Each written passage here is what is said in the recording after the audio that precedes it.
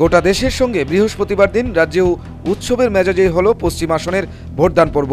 এতে বিভিন্ন কেন্দ্রে ভোটদাতারা নিজেদের মতদান করলেন সম্পূর্ণই নিজস্ব আঙ্গিকে। তবে এদিন এই ভোটদানকে কেন্দ্র করে বিরোধী দলের তরফে অভিযোগ উঠল বিভিন্ন বিষয় নিয়ে। সিপিআই দলের অভিযোগ কেন্দ্রীয় বাহিনীকে কাজে লাগায়নি প্রশাসন। অপর দলের অভিযোগ অনেককেই ভোট দিতে দেওয়া হয়নি, কোনো জায়গাতে পোলিং অফিসারদের ভূমিকা ঠিক ছিল না।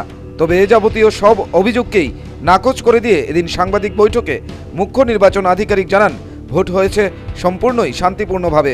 কোনো জায়গায় ক্যামেরাতে সামান্য প্রবলেম হয়েছিল, কিন্তু এগুলি খুব দ্রুতই ঠিক করা হয়েছে।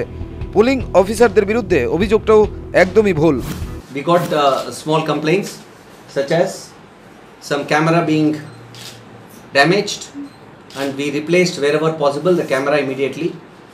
And we also got complaints saying that in some places the polling agent was asked to vacate, but that was not a serious complaint in that sense that the parties wanted that the voters are willing to vote, and they would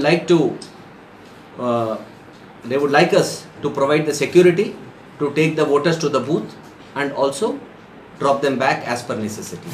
এদিকে তিনি আরো বলেন, পূর্ব ত্রিপুরা আসনেরও প্রস্তুতি চূড়ান্ত হয়ে গেছে নির্বাচন কমিশনের তরফে।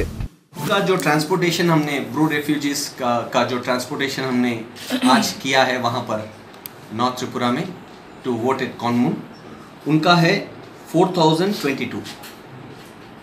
उसका परसेंटेज आया है 33.54% ऑफ द वोटर्स देयर। তবে সবকিছুর পর তিনি বলেন, প্রথম দফার ভোট হয়েছে শান্তিপূর্ণভাবেই। Bureau report, news vanguard.